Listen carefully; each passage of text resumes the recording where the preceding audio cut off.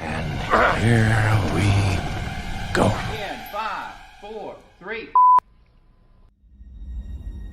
Call to me, lands far away.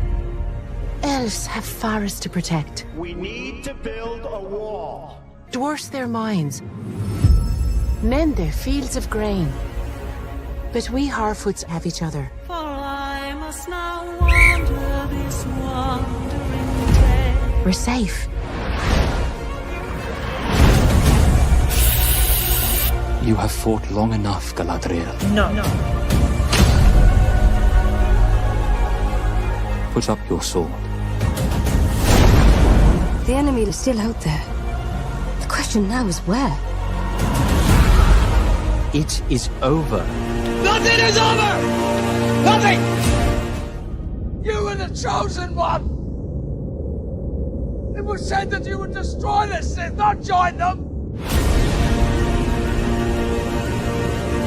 If you only knew the power of the dark side. Darkness will march over the face of the earth. It will be the end, not just of our people,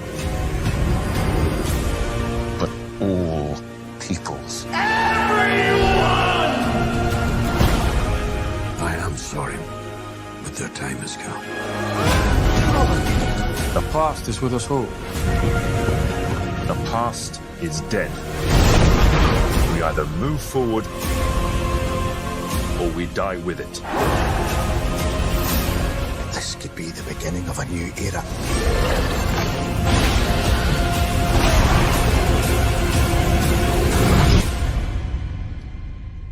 Away I must wander this wandering day.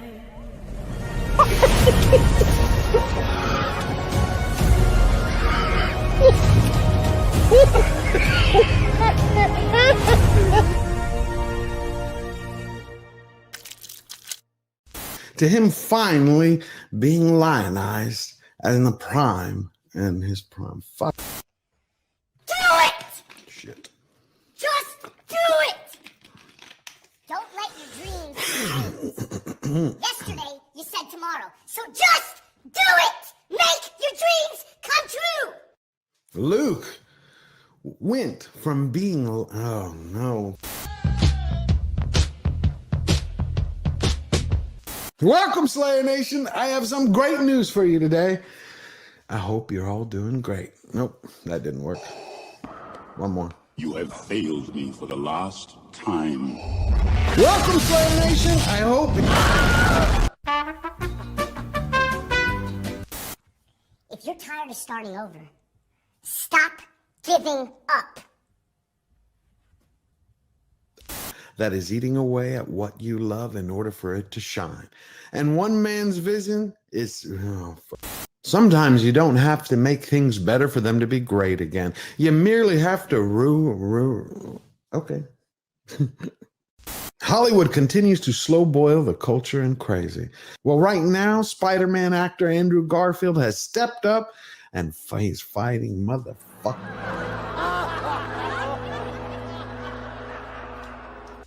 I can't do it. Okay. We'll do it live. Okay. We'll do it live. Fuck it. And unbearded dwarves, but Prime didn't stop there. They stapled in intersectionality, individuality, biddiga-dig-bee, biddiga-dig-boo.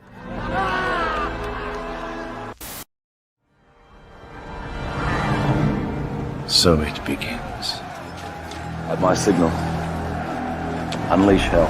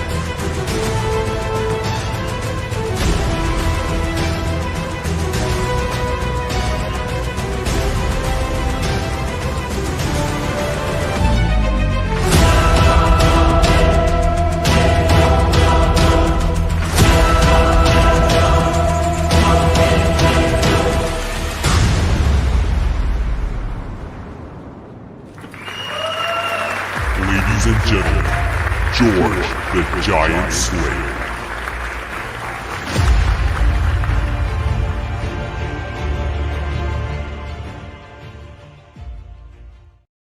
Hello, what's going on, everybody? Welcome back. How are y'all doing? This is Slayer Unchained. I'm your host, George Molo, and today is March 19th, 2025, in the year of our Lord. Look at everybody who's here already. Poopa Chalupa, all hail to you. Alex G, plus Patrick Robertson, Toxic Waltz. Got all of you. It's fun to be here again. I've missed it. You know, take 1 week off, and I missed something in my life. So it's great to have you all here. Kevin Poole, Christine, Josh Hammond, all hail to you, good sir. Patrick, Corbin, Dallas, great name, still one of my favorite movies of all time. Corbin, hey, how y'all doing? Faye Wood, it's good. Today we got a lot of news. Well, we always have a lot of news. The thing is it's while we're waiting for Tom and Verbal to join us, they're going to be here pretty soon. It's crazy when you think about it. Everything going on between Hollywood and Washington, D.C., they've so intermingled with each other that now it's like you can't tell the left hand from the right hand. We got Snow White is coming out this week. It's going to be premiering this Friday. And when you take a look, like if you go to Fandango and you're to take a look at all the seats that have been purchased, I went this morning, and for Friday night at the 8 o'clock show at the three biggest movie theater houses that are around me, probably like in a 15-mile area. Yeah, 15-mile area. There were 17 tickets sold. 17 for 8 p.m. Friday night. 17. That's it. And you have Variety is running around with half of the Hollywood critics looking to find some behind-the-scenes access love.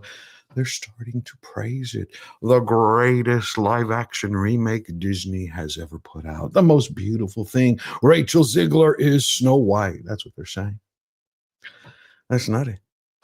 And then, of course, you have good news with the fact that Ted Lasso, for all the people who love a little bit of football in the UK, or soccer as we call it here, it's getting season 4. Remember, I shared that with y'all a few months ago. I said I had someone told me season 4 is coming. All the trades were saying, nope, it's not happening. It's not going to be here. They don't want to do it. They had a perfect ending. You got 3 seasons. That's it. Well, if you're someone who enjoyed it like I did, but I was late to this party when that happened, it's official. It is official. Ted Lasso renewed for season 4. Jason Sudeikis is returning. Who's ball barking, Matt? Hey, RC, how you doing? JS Pena, late and groaning. Frank Hammett, Frank is in the house. Hello, Frank. All hail to you. And so it says Apple TV has officially renewed Ted Lasso for season 4 with series lead Jason Sudeikis on board to return as the titular pun-happy mustachioed football coach. No other castings are officially confirmed at this time, though it had been previously reported that options had been picked up for Hannah Waddingham, Brett Goldstein, and Jeremy Swift. So I think it's going to be fun. How many of y'all liked Ted Lasso? I only found out about it, and it's after the 3rd season had aired. My brother had told me, my brother Sindek had said, you know what, have you seen this? I said, no, I haven't checked it out. I'm not really big on a lot of the Apple shows. And he's like, except for Slow Horses. He's like, no. You got to drop what you're doing right now and go watch it. So I did. I became a fan. Except for season 3, there was about 10 minutes of maybe 20 of woke crap. First 2 seasons, beautiful, brilliant, on point, stuck with story, rich characters. And then season 3 comes and someone's like, hey, you forgot sprinkle this with a little woke. But it didn't last too long. Even Happy wasn't happy with Snow White. Well, talking about Snow White, it seems like there's more than a few people who aren't happy with Snow White. Let's see, where did I put? It's like there's a little war about to explode. If I can find where the hell I put it. There we go. Snow White Row. Actors with dwarfism to protest outside Disney over unacceptable remake. Remember how this all started. It was Peter Dinklage who gave an interview, and he had, well, let's just read what the little putz had to say.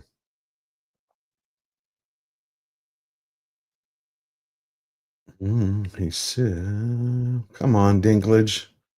Where are you dunking around?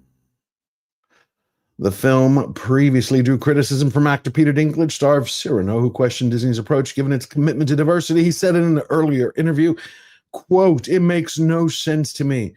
You're progressive in one way, but then you're still making that fucking backward story about 7 dwarfs living in a cave together." Think about that. Somebody is born that way. It has something out of their control. As every human being, we go to make our living by finding the things that we love. So you have little people who decide to go into acting. It's what they enjoy. It's their passion. And you have Peter Dinklage, who's trying to pull the step stool and the ladder behind him so nobody else can get work. Because what he says makes absolutely no sense. It is a story that involves an evil queen, a princess, and dwarves. How is that in any way derogatory? You mean magical beings who are helping people? Usually we call those heroes. But you and I both know that the reality is he didn't do it because he was offended in any way. He didn't want any other soul to come in and try to outshine him. Because then that would mean every job that was in one way or the other tailored for him might go to somebody else.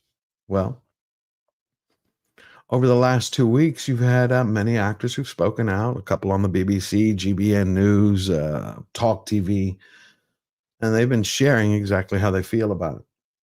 Actors with dwarfism are planning to rally outside Disney Studios in protest at the company's $250 million remake of Snow White and the 7 Dwarfs, which replaces the original characters with CGI figures. Actress Allie Chapman, 50, who is 3 foot 8 inches tall, branded the remake a total travesty and said little people had flown in from around the world to tell Disney it is not acceptable. Howdy, Sassy. Great to see you. Let's see. Oh, hopefully Tom will be joining us soon. Just got a message from him. So think about that. This is their career, their livelihood, their passion, what they love. And one little shithead, pardon my language, decided to try to screw them all under the name of diversity, equity, and inclusion, under the name of progressivism. And really, he just wanted to make sure to cut everybody's legs out from underneath him. So now you have all the little people are getting together so they can give Disney a piece of their mind. I think that's beautiful. I think that's great. Eric K., King of the Mods, is in the house. I think also Lord Thoth, the king of all human beings. He's got a heart of gold. Sandai Ranger Donnie, good to see you. Brian Barth, hello, everyone. Always great to see you all. So I think that pretty much sums it up. Chapman said it's a total travesty. People have come from everywhere to tell Disney it's unacceptable. Her husband, actor Matt McCarthy, who's 4 foot 1 inches, also has dwarfism, said, "We've been totally shut out, but we are not going down quietly. It's hard enough in Hollywood." But it is. You have about 250 to 350,000 people every single year who go to Hollywood to pursue their dreams, to chase that star, whether it's, in front of the camera or behind the camera, whether it's writing, whether they want to direct something, produce something, star in it. They want to be a part of that magic. Everyone's trying to make their dreams come true. When you're a little person, opportunities are few and far between. I was born to play dopey. Well, Peter Dinklage made sure that nobody else could. What I found fascinating about this article is the fact that, when I put out my woke monologues a few weeks ago, if you haven't checked it out, by the way, go check it out.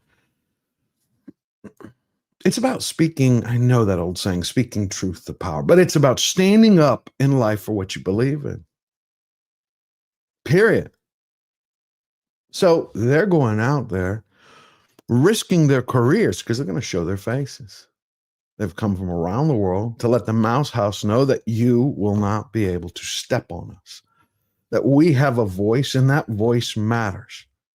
I think it's important. It's kind of like everything else going on. If you look at it in politics, it's the same thing. Everyone is sick and tired of people telling them how to live their lives.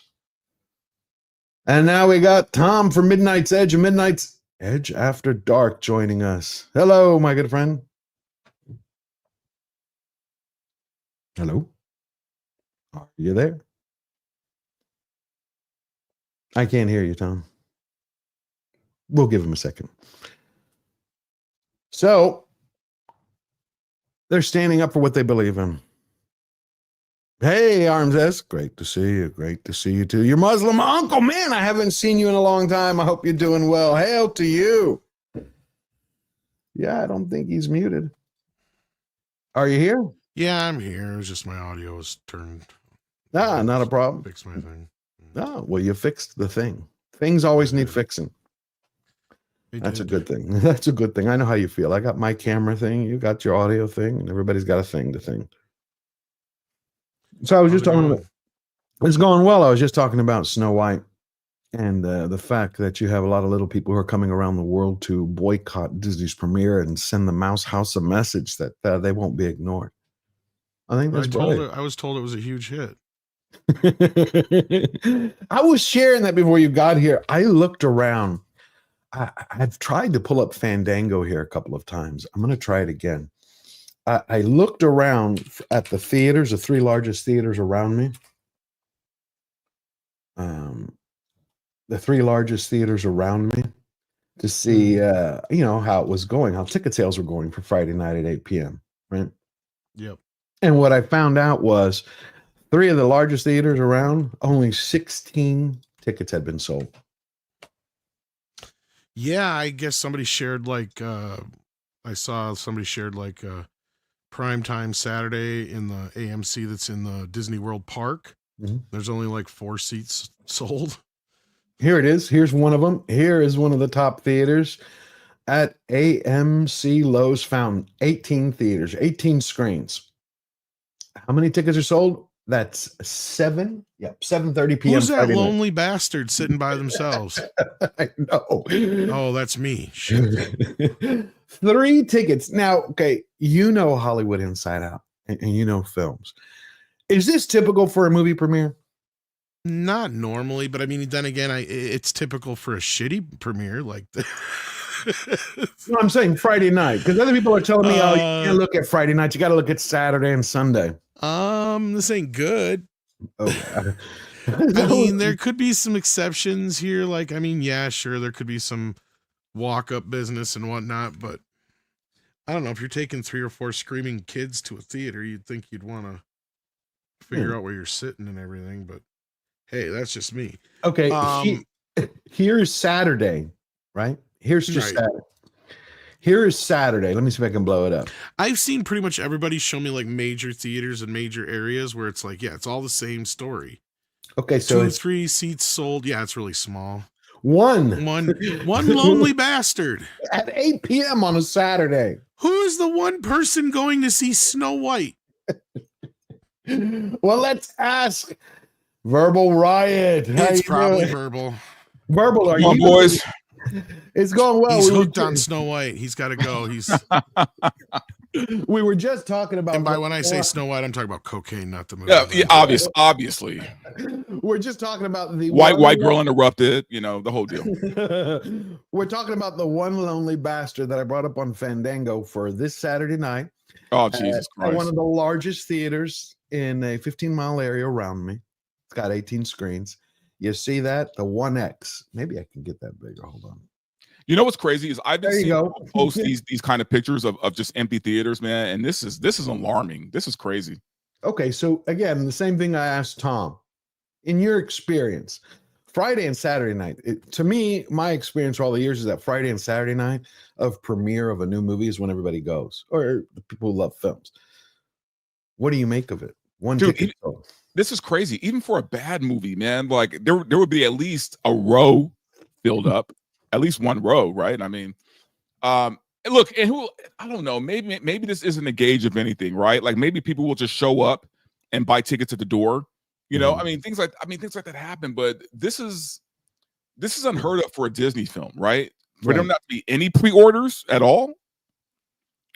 This is bad, man. And I can tell you, having seen the film, okay, the ones who haven't bought are smart. Like they're saving their money and they could buy better things with it. Right. Well, but come on, for Deadpool and Wolverine, I couldn't get tickets. We can't use them as the marker, man, because they're the outlier. Like that movie, it succeeded for a lot of reasons that had nothing to do with Disney. Okay. You know what I mean? The more alarming thing to me is that Disney has kind of already shifted their advertising to Stitch. It's like, they're like, we're not even going to bother fucking with Snow White this weekend. We're just moving. They've been dropping Stitch posters all day long. Yeah, and they're smart because Lilo and Stitch is the better bet. And honestly, it's probably going to make them $1 billion. Really? Okay. Have you heard anything good about it? Oh, yeah. Big one for Disney. Well, that's good. Hey, Lady Aaron. Always great to see you. Here's Sunday, so we can be even here. Sunday, 3 p.m. Church is done. Everybody's gone to eat. Not one ticket.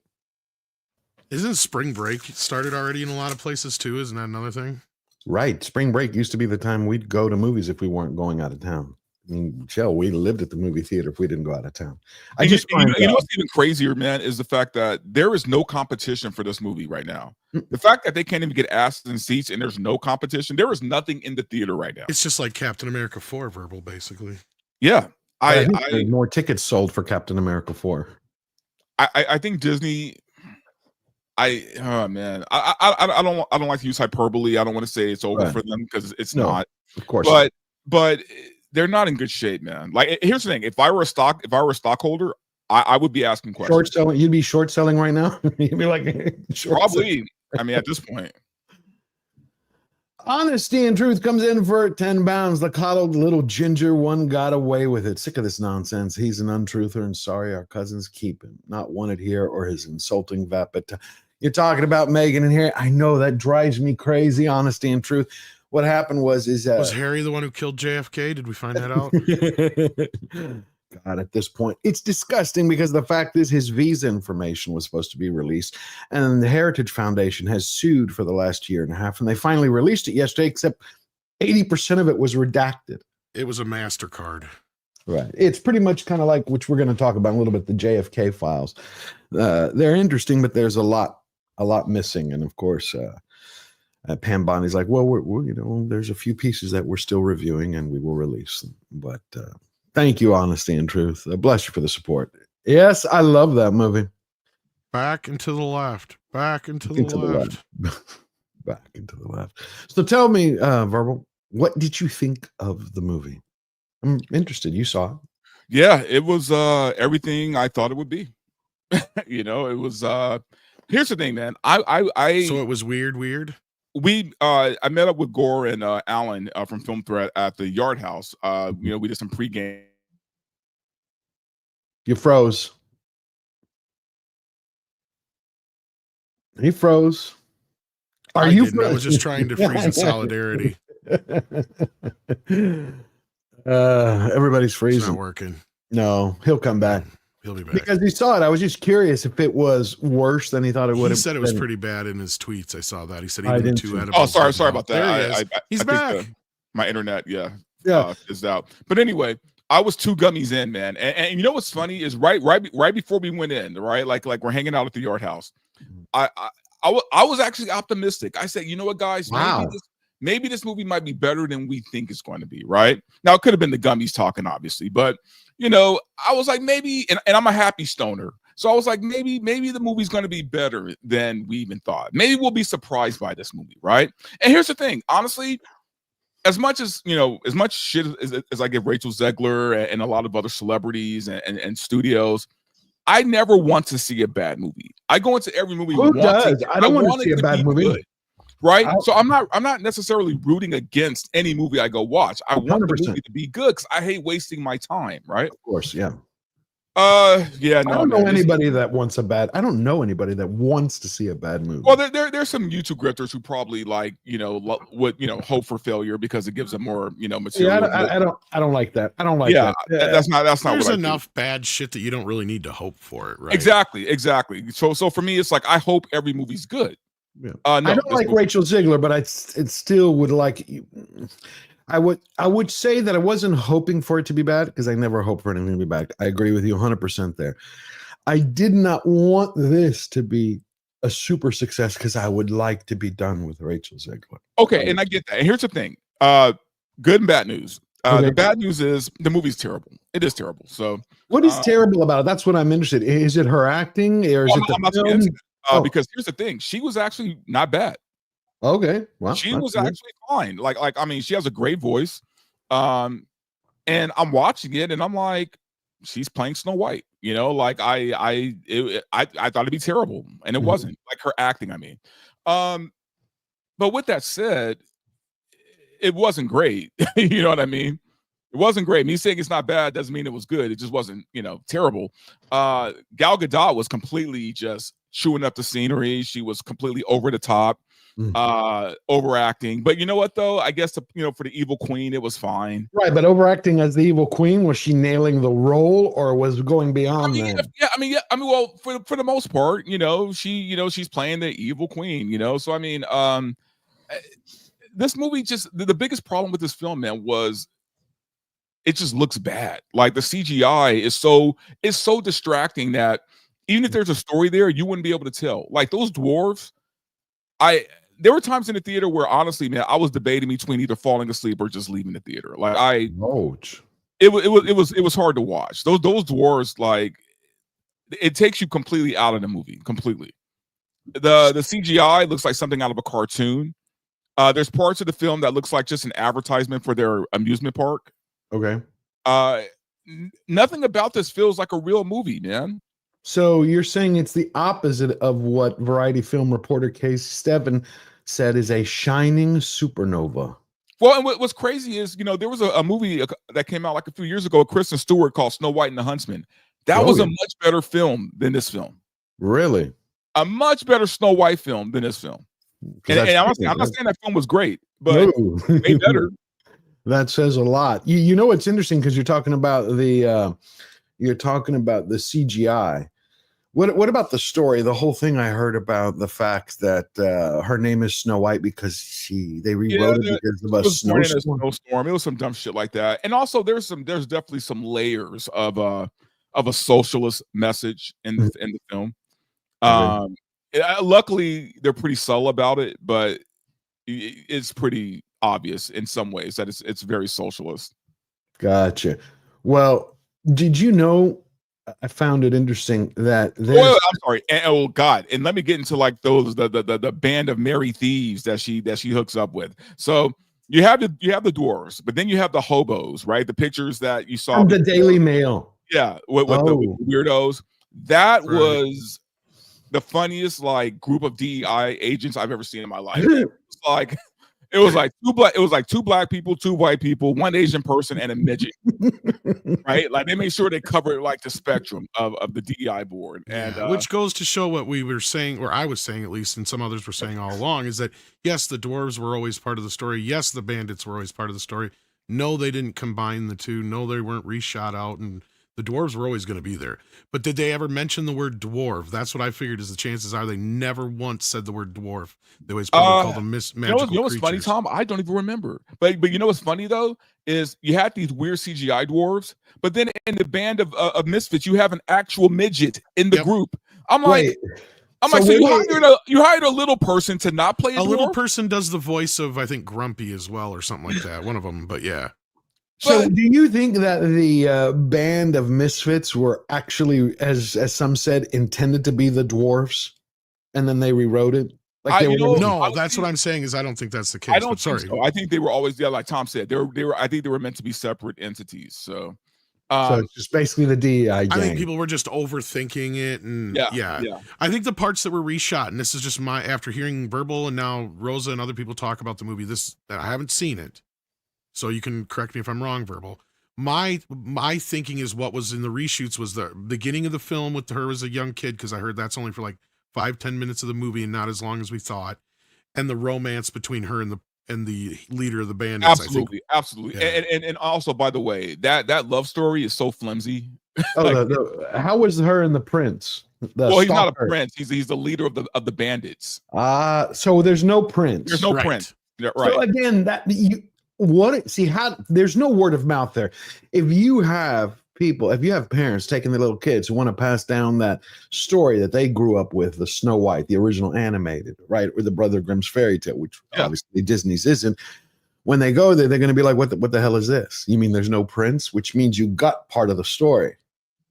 There's no prince. There's the bandit leader who she, I guess falls in love with. But again, the love story is real flimsy. Okay, did you crack up laughing when Gal Gadot asked the magic mirror on the wall, "Who's the fairest?" You know what? I did the first time, but here's the problem, man. She asked that fucking mirror that question like 20 times within the whole film.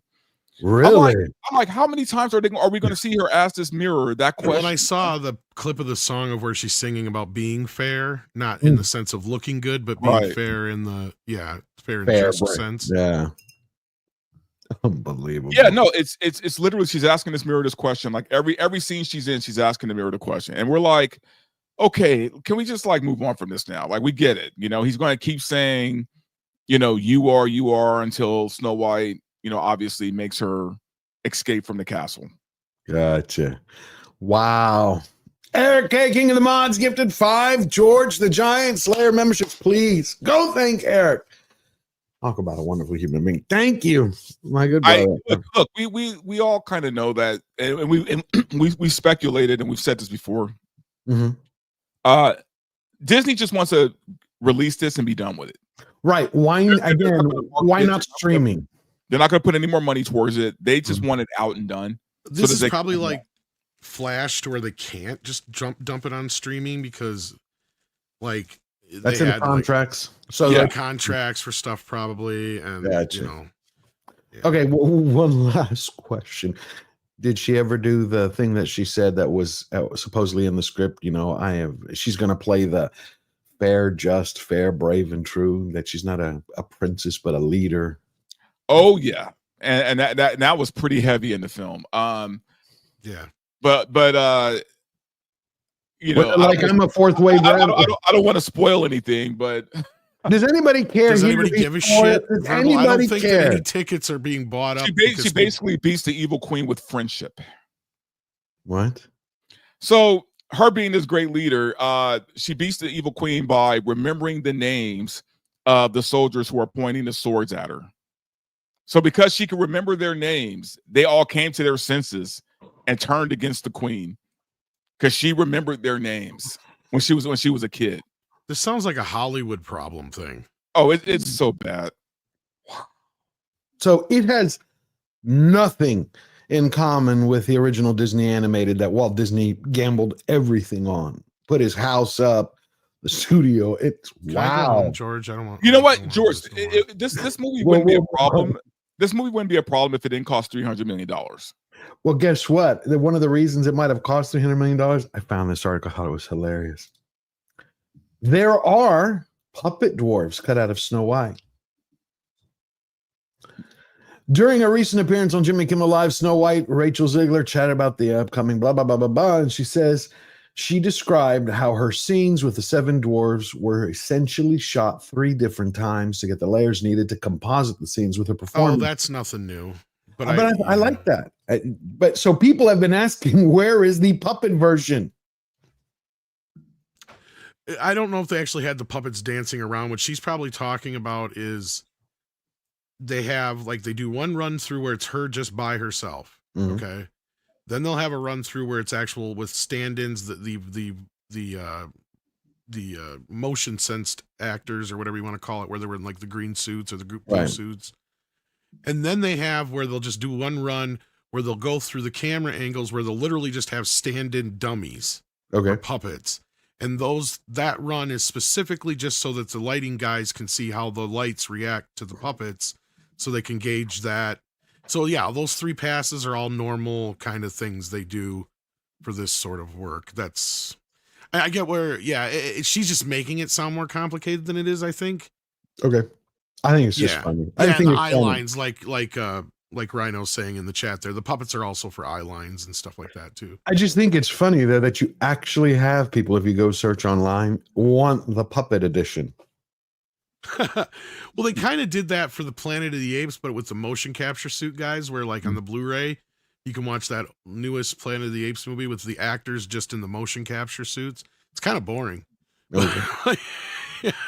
Hell, Rhino, thank you for stopping by. Great to see you. No, it's just odd. I never thought anybody would want that. It seems like it has more traction than the actual movie itself. I don't. I mean, did she say anything else about it, or what was the weird thing about it? Like nothing than that. She was just talking about how it took so much time to shoot every scene with the dwarfs 3 times. Well, that's why she wanted to get paid so much. Yeah, every hour that it streams. Don't forget that. For every hour that She had to stand in that damn dress. Yeah, right. She must have really hated that dress. Of course she did. I will tell you something. For as much as I do not like Rachel Ziegler and everything she represents, meaning the Hollywood woke edition, there was this picture going around the other day, which I'm not going to show, and a lot of people were sharing it and treating it as if it was an own. You know what I'm talking about, Verbal? Her back. I thought that was the stupidest thing. It weakens. It weakens when you're trying. You didn't find your Snow White on no camping trip. What? She's a Bigfoot, isn't she, Gus? No, I'm talking about the picture of her with her back that was being. I know. That's what my response to it was. Yeah, you shaved the bitch down and you taught her to speak. She Yeah. can't speak well. My thing about that was, look, man, it's not that, it wasn't that big of a deal. It's like the way I see it is. No. I mean, I hanging fruit. I see a lot of guys, you know, like who are like, you know, going after her and saying like, you know, oh, that's disgusting. That's disgusting. I'm like, have you guys ever dated women? Right. Like, I don't know about you, but I've kind of dated the spectrum. Like I've had everything from, you know, Persian women to Latin women to whatever. And So you're saying you've had everything from Wookiee to waxed. yeah, and you know what? Women can be hairy. It's not even that big of an issue. And it's not like, I don't know. But it was being pushed a lot. That's what I found interesting about it is like, this is low hanging fruit. This is not shit you go after. It degrades the person pushing There's it. bigger issues to go after with that girl than, you know, that she has, you know, that she's hairy. Ooh, I know. I just didn't get that it was being shared so much. I thought. By the way, a lot of women are. So I mean, let's don't fool yourselves, guys. Stop watching porn. Verbal forgets that I'm racist, so I only date white women only. So yeah, no, just I'm like, stop watching porn, guys. Like women have hair. well, women used to shave a lot too. Well, yeah, that. But I mean, it's funny. And talking about another movie, I didn't realize this. Goonie Goo Goo. I thought I learned some new Spanish shit. So I said, hey to my friend Sanchez. I said, hey, Goonie Goo Goo. He said, get the fuck out of here. You know, it really was when I figured it out. There's a lot to go after that girl for. Oh yeah, a little hair. I figured it out when I took your kids fishing, Gus. And the little fuckers stuck their head in the water and they come up with fish in their mouth. Goonie Goo They Goo. took it out and they said, Goonie Goo Goo. I said, can you believe this motherfucking shit? Achilles Jones sends in €5. I think it's for you, Dante. How much of the message was in this Disney adaptation? How much of the I mean, honestly, man, not as much as I thought there would be. Like I guess that's a surprising thing.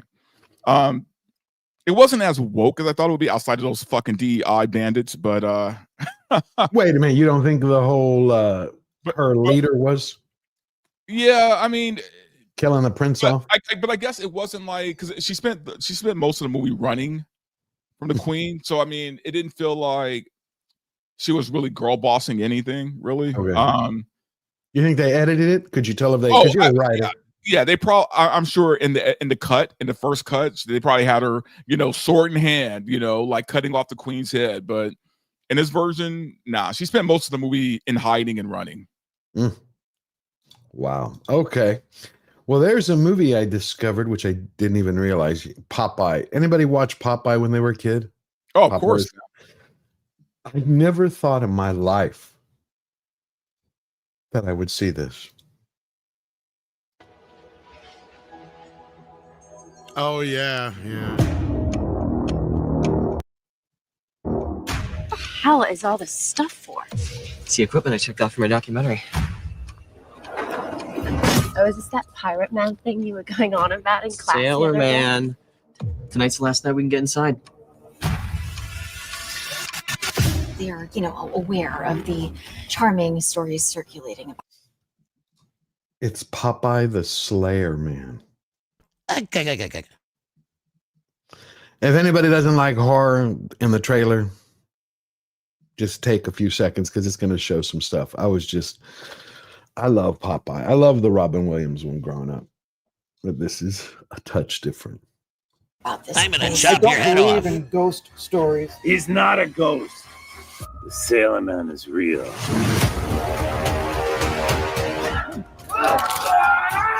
He doesn't take kindly to visitors stopping at his doorstep. If she's just doing some school project, then why won't she just pick the phone up? Yeah, what should I do? She said they're going to be at the old candy factory, right? Let's go down there. Do you know where the factory closed down 20 years ago? There was a spinach contamination.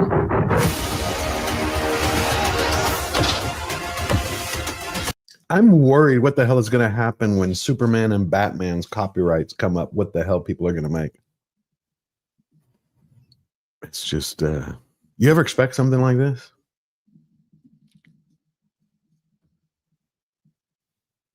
Dante? Not at all. But actually, right now, this is the trend in Hollywood, though. I don't know. It's weird. They're taking all of these, like Winnie the Pooh. Yeah, what do they call public domain I'm not really that surprised, characters? though, And yeah. and and the reason why they're doing it though, George, is because horror films are cheap. Yep. It's usually a pretty easy return. Something you can market. Yeah, you can market What I'm it. surprised is they can use the spinach because that's something that shouldn't be in the public domain. But anyhow, sorry, you're saying, Verb. No, I'm just saying. I mean, it's something. It's an easy return on profit or ROI, I guess. Horror films tend to do well, even the shitty ones. So, right. It seems like they make some money. Well, yeah. I mean, Winnie the Pooh, Blood and Honey did pretty well considering the stupid premise of it. Yeah, it was interesting. Oh, you're probably going, and we're probably going to see a lot more of these, to be honest with you. Right, but that means that again, like I was saying, so when Batman and Superman get into the public domain, they're going to do the same crap to them, basically. Yeah, yeah, it does look. It looks awful, Paul. Potentially, because it's one way that they do that. It's a way they can really skirt. At least they think into not upsetting any of the current copyrights that are still in order, because that's the thing people need to understand. Same thing with Bugs Bunny and Batman and Superman and all these other characters. When they do technically hit the public domain, it's only that version that's that old, right? So, right. And that's where I'm like sitting here going, can they actually use spinach? Because for those who may not know, the spinach didn't come in until the Fleischer cartoons. Okay. So the only version of Popeye that's technically public domain right now is the Thimble Theater version. And in that version, it was the early iteration of Popeye before he had some of the traits and mannerisms and things that we associate with Popeye most. It's kind of like with Superman. Like a lot of the stuff that we associate with Superman, like the Kryptonite, Jimmy Olsen, I believe, and a few other things like that, all came from the radio serials and not actually the comic book. So, and they were, even when they did like the Batman show and stuff like that, they adopted certain things from there. And, Harley Quinn most famously is a character that was created on a TV show, but has now become part of the pantheon of Batman. But at the end of the day, I mean, you'll see, I think if once Batman and certain other ones, I think some people try and take those a little bit more seriously, because at least with those, you can play with, the early Batman comics and some other stuff. Right. So you can do some pretty cool versions of those characters. But I think that like with the Mickey Mouse thing and the Popeye thing and the Winnie the Pooh thing, people are really trying not to step on any copyrights. And that's why they're trying to do the horror craze thing. And like Verbal said, it's easy to market. You have a built-in audience, and it almost works like a mask of sorts, right? So it just kind of plays into that whole horror element of it. But cool. I hope the trend ends, because to me, this is like the new Sharknado trend, basically. Yeah, well, I hated those films. I never got that whole bit, the Sharknado bit. Jesus. I get it, but it doesn't work when you're deliberately doing it, right? Right. Right. Those movies are only funny and good because they weren't meant to be fun, like the ones they're making fun of, right? Like, it's, yeah. No. And then we got the final trailer for Ballerina coming out of the John Wick world. When I was lost, she gave me a new reason to fight. Listen to me. You don't have to do this. You can still leave. Why didn't you leave? I'm working on it. I'm kind of looking forward to this. I don't know who else is, but I like the John Wick universe. It seems interesting. What do you think, Tom? Well, yeah, I mean, I can always watch a John Wick movie. Yeah. I still haven't seen John Wick 4, but I heard he's still falling down the stairs. Yes. That was probably my least favorite scene, man. Like I know a lot of people love that scene for some reason, but I was just like, I love the shot. I know the meme. This is going on way too long. Yeah, I like the shotgun scene in John Wick 4 when they do the overhead shot. Do you remember that verbal where they do the overhead shot for like almost 5 minutes? Yeah. Where they see Wick go through. Yeah, no, that was amazing, man. That's the way Stahelski came up with it. A suit doesn't make a man. That's what's inside the suit that counts. Eve Macaro, the Roscaroma. What brings you here? I'd like to go hunting. To stop the assassin, you must become the assassin. They killed my father. You have no idea what you just walked into. Fate. Keanu was in it? Humbling thing. What was it? Keanu's in it? Yeah, he's in it. He's in it for a short time.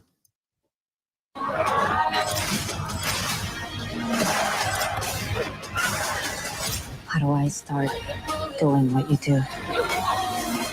Looks like you already have. This is more than vengeance. This is justice.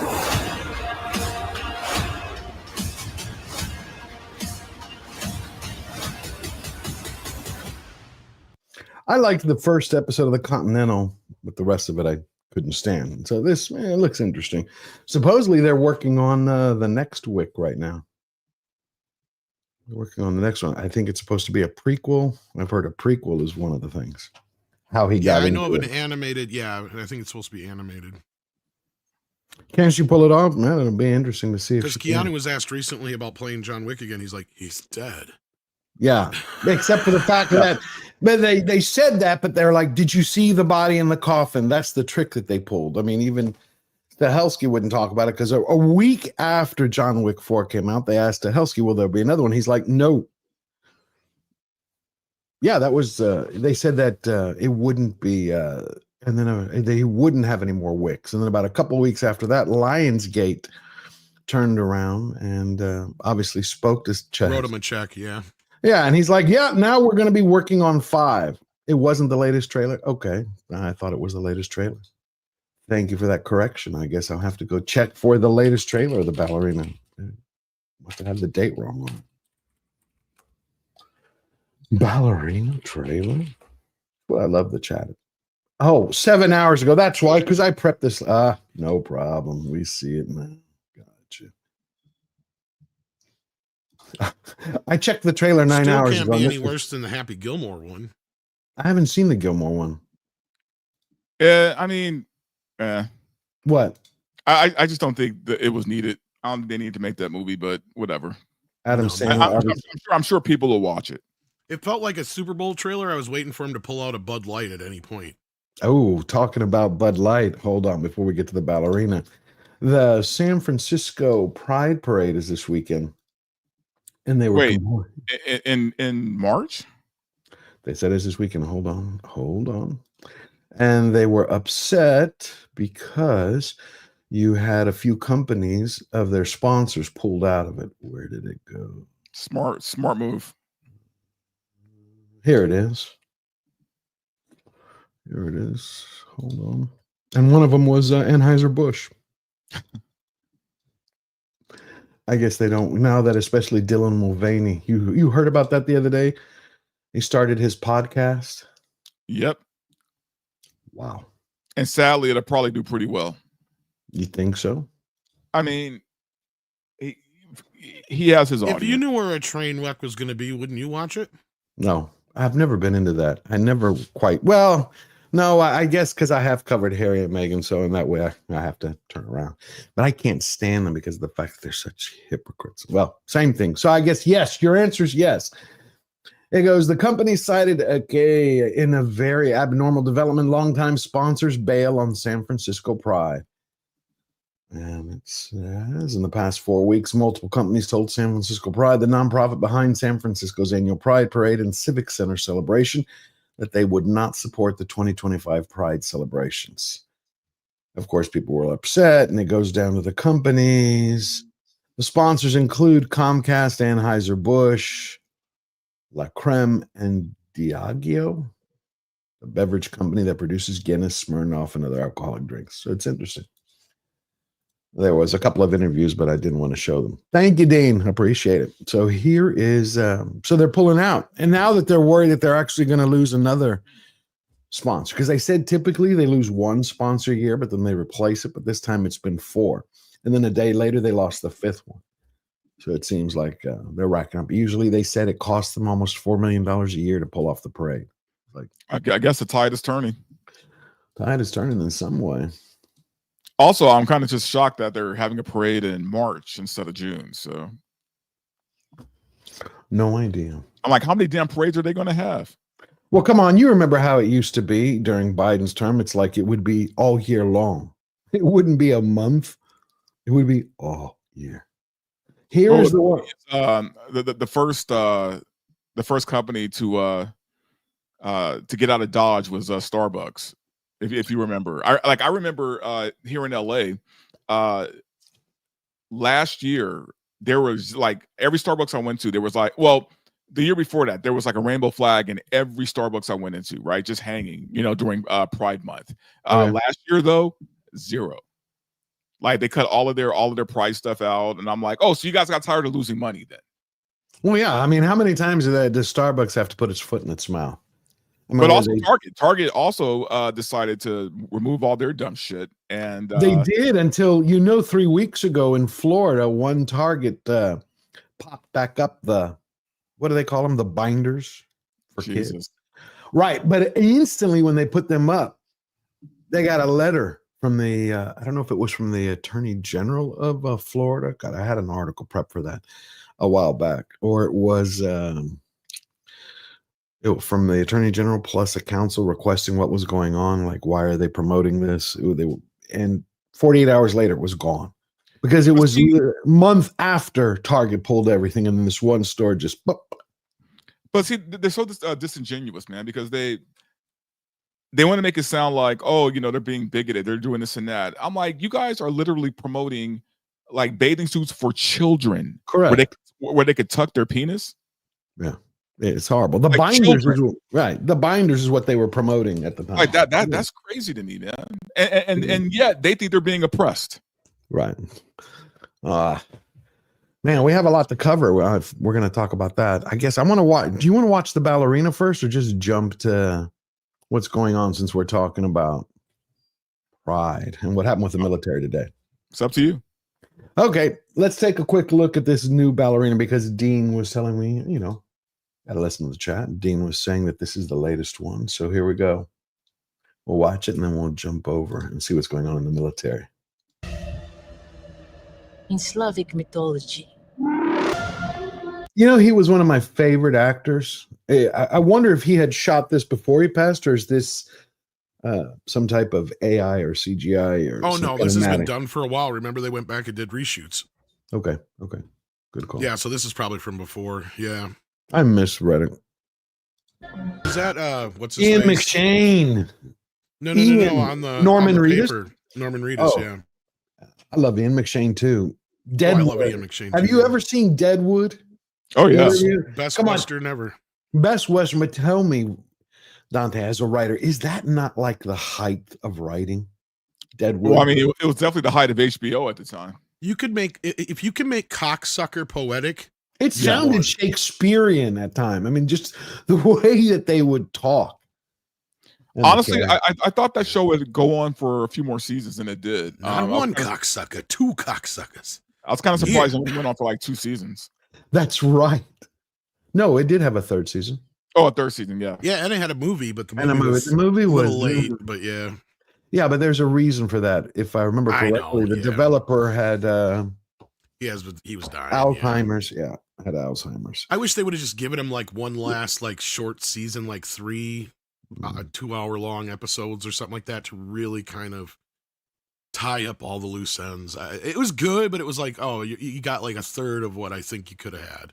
And I hated seeing McShane's swear engine die. That fucking drove me crazy. That drove me crazy. But you're right. Not one, two cocksucker. Two cocksucker right here. Yeah, that was beautiful. Two, no one. Two. Okay. Wait a minute. If it's coming out in June, that means it's going to be right before Superman. Be interesting. That'd be interesting. Do you know how much this cost, Tom? You always know the budgets. Not offhand, but I'd imagine somewhere in the 120, 30 million range. With the reshoots, I don't know. Probably 140, 50. Interesting, but they can't 90 have million her. is what they list here, and with the reshoots, I'd bet it's like 110, 120. They can't have her survive Wick. I mean, unless they come up with some convoluted bullshit. I mean, think about it. Can they actually have? No, I can't think of the way they could do that. There was a piece of news that came out the other day that irritated me since we were talking about Deadwood. And how to me it sounded Shakespearean. Mario on the Wall put this out on X. Shakespeare's birthplace decolonized over white supremacy fears. The Shakespeare Birthplace Trust is decolonizing its collections, claiming that Shakespeare's universal genius was used to promote British cultural superiority and white supremacy.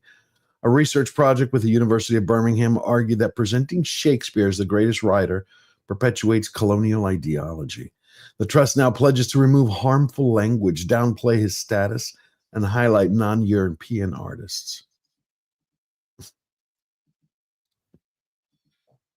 Is it like, have we reached that point now that Shakespeare has to go? Yeah, we're living in dumb times.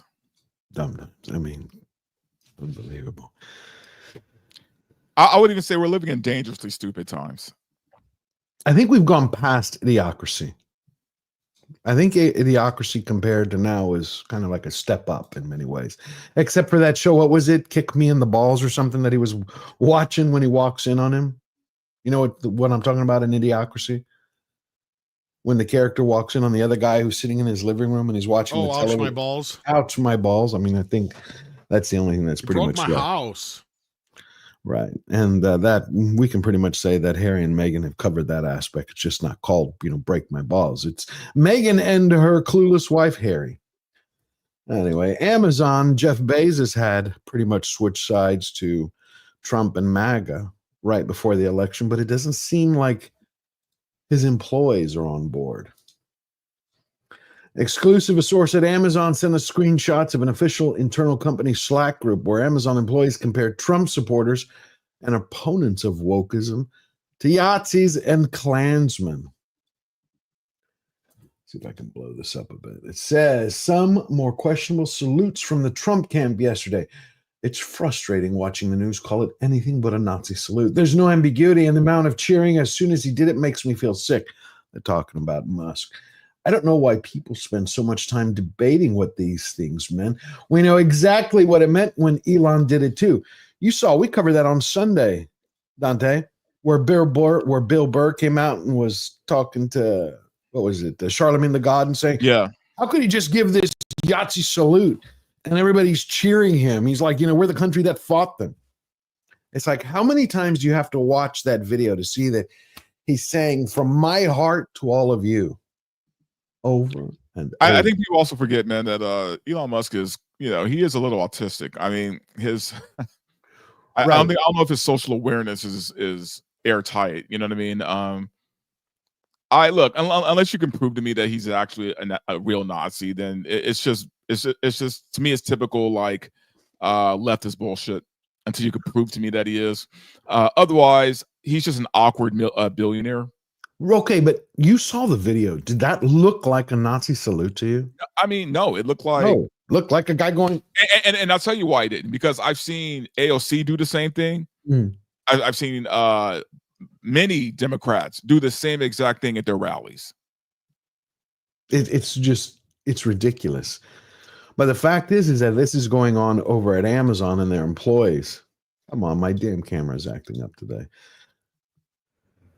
Someone on IG said woke is an acronym for whatever offends Klansmen easily, and I can't think of a more perfect description of what the word how that word has been weaponized. The reality is do you know the FBI under Biden stated that there are only about 3,500 KKK members in the entire country? How can 3,500 people be such a threat to 341 million?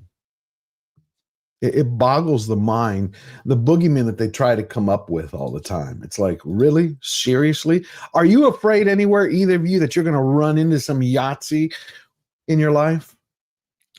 No, look, man, for the most part, what they do is they use the Klan as the boogeyman, right?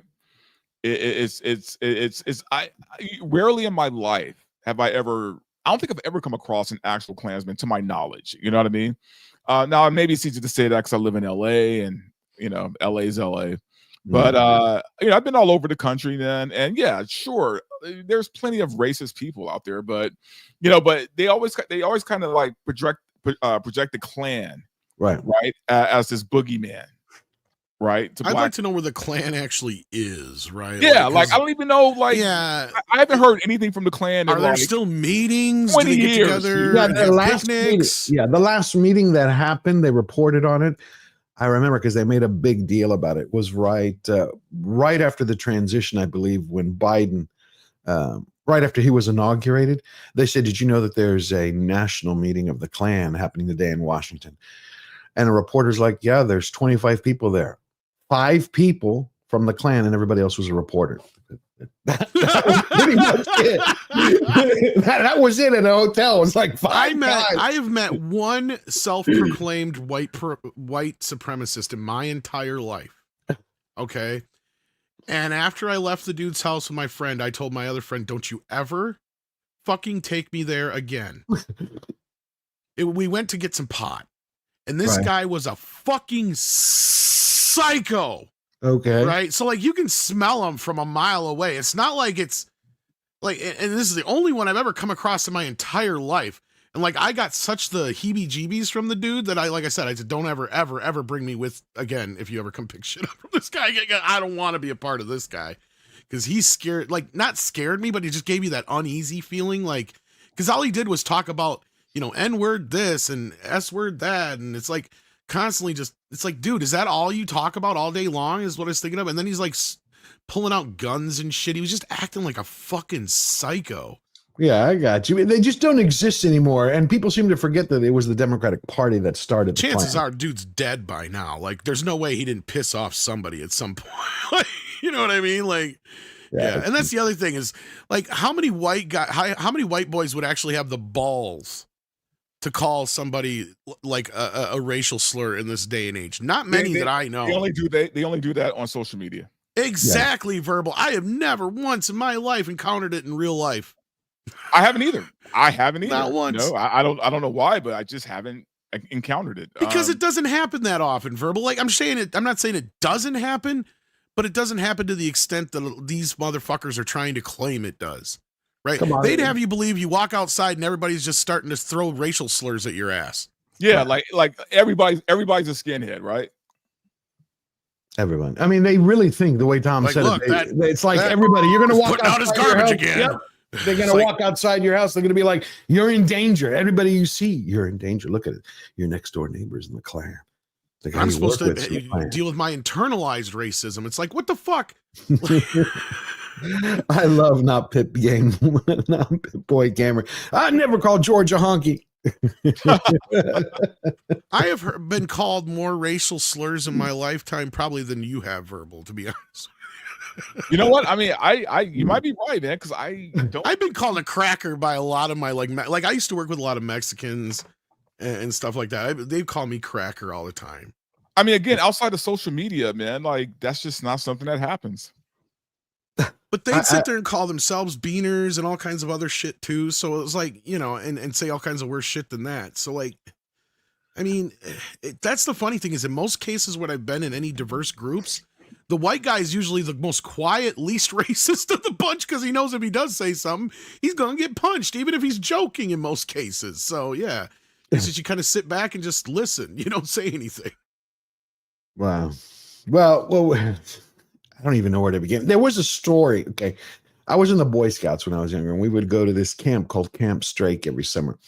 And I made a best friend there, and his name was PJ, right? PJ and I, we spent, because we were there for 6 weeks.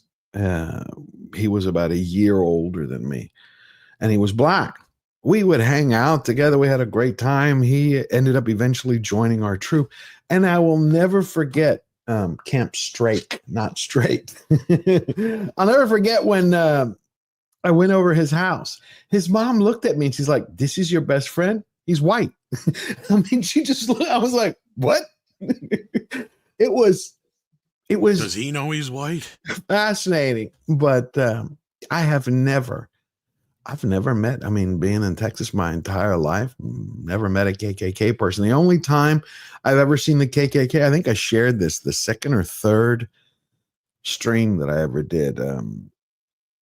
I think actually it was when Verbal and when we first started before Tom joined us. It was when I was 12 years old because I played bagpipes with the band. We went to the Thanksgiving Day parade. When I was done, my grandfather was there. And he wanted to watch the rest of the parade. And I was like, cool, let's watch it. And hanging out with my granddad. At the end of the parade, you see the KKK coming in the back of the line. Flags, hoods, the whole 9 yards. And I remember looking up to my granddad. And I was like, they shouldn't be here. They're evil and this. And he looked at me and goes, that's typical of a child. That's what a child would say that. And I'm like, why, Papu? Because Papu in Greek, in English, from Greek, is grandfather. He's like, because if you stop them from speaking, one day someone's going to stop you from speaking. Let them do what they do so everybody can see them, make up their own minds. You got to allow everyone to talk. And yeah, that's where I learned all from. Great man, great man. And now we have you noticed all the judges who've been coming out? Obviously, all the judges that have been coming out after Trump, every one of his policies. Yeah, they're kind of showing their ass right now. It's kind of stupid too. Yeah, it is. But I was reading somewhere that he has had more injunctions, restrictions from judges put on him than all the presidents combined. I haven't verified that. It was a report. Now you have this one, since we were talking about pride earlier, and you had a radical judge today. Where is it? There we go.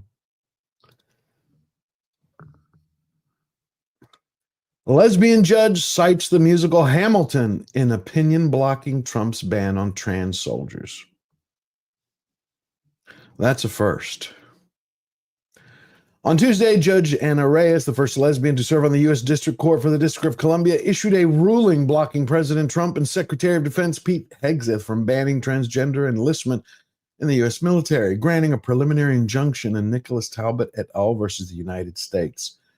In January, the president, who is constitutionally the commander-in-chief of the armed forces, signed Executive Order 14183, which states that transgenderism is not consistent with military readiness and cohesion. Hegseth has begun to put that order into action by dismissing transgender servicemen and banning the recruitment of others. Judge Reyes is attempting to interfere in the president's constitutional duty to direct the military. So you go down here in her order, right? And she states in the footnotes, women were included in the sequel when passage of the 19th Amendment granted them right to vote in 1920. See Lin-Manuel Miranda Hamilton, an American musical. You got a judge who's quoting a musical to back up her point. So we're talking about the pride. So everything he's trying to do, step by step by step, they're trying to undo and stall him. Any thoughts? But my question is, like, you know, can they do it legally? Like, can they actually get away with it? Can they get away with it? I mean, can the judges get away with it, or can Trump do it as commander? No, can the judges get away with it? I mean, can they? I hope not, because the fact is if they keep going there, they're basically overturning the will of almost 80 million people who voted for it. Giving they don't care about that. Of course, they don't care about that. But the fact is like even President Trump, I think it was early this morning or yesterday. Hold on. Nick's W, a member of our month. Hi, everyone. Bit late, but with a love. Great Britain. Thank you. Feel the love? Back at you. Glad you could join us. And the problem is you have the president who said, well, we're not defying any of the orders. We're just going to continue to appeal them. It is pissing everyone off.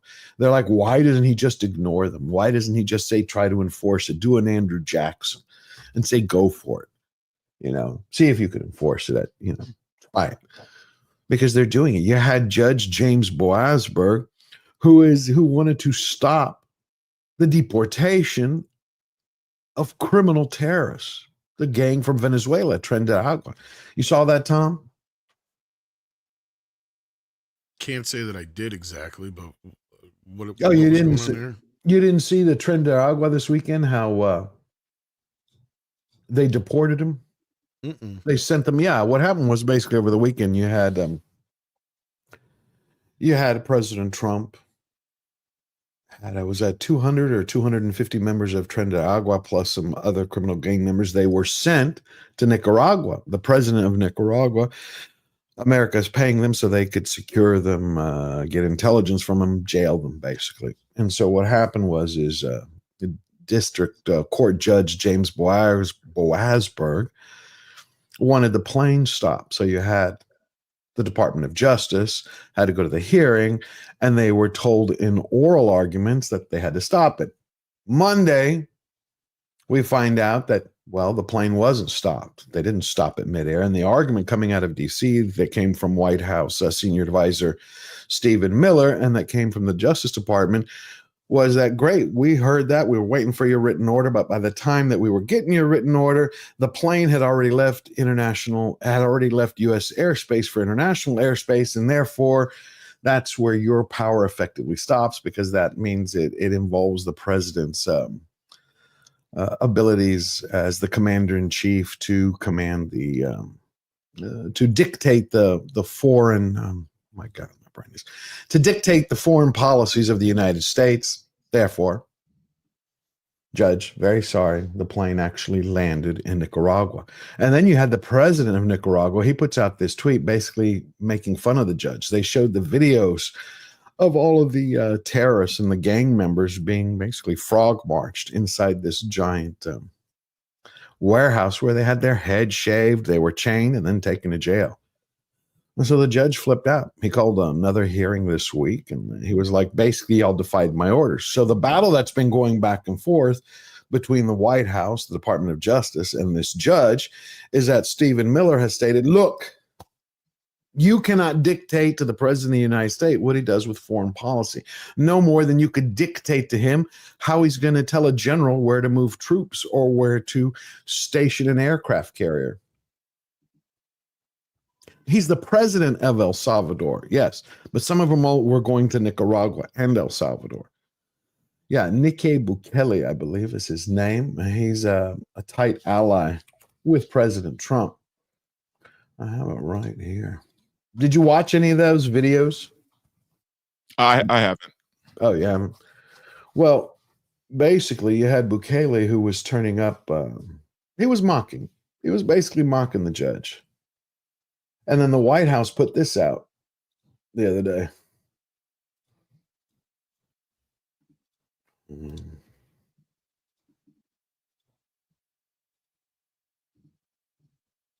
There you go. Closing time. You don't have to go home, but you can't stay here. I know I want to take me home. So the White House put that out the other day. I thought it was pretty interesting. You have so many people who are trying to interfere with the way the president is running the country. What are they talking about in LA? Do you hear about any of this over there? No. Or is it just people? Oh, okay. Yeah, I mean, you know what? It's weird, man, because in LA, like, it's been very quiet politically. You know what I mean? Mm-hmm. I think people are kind of just keeping their politics to themselves at this point. I don't expect it to stay that way very long, though. I think they're still licking their wounds, but I think it's gonna reach that point where people are gonna start being obnoxious about it again. Really? Yeah, because I can already feel it brewing up a little bit. I'm seeing a lot more, rainbow flags in storefronts now than I did before. Like stores that never had it before, all of a sudden have them now, and